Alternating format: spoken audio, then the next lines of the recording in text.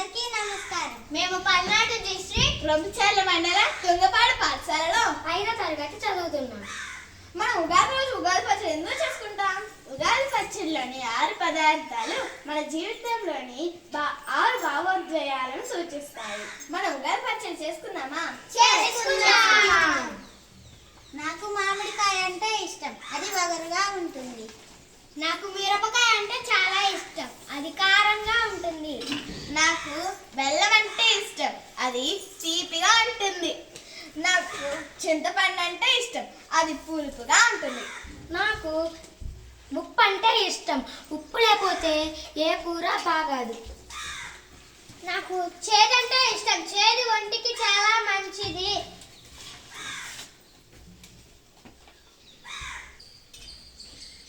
మామిడికాయ,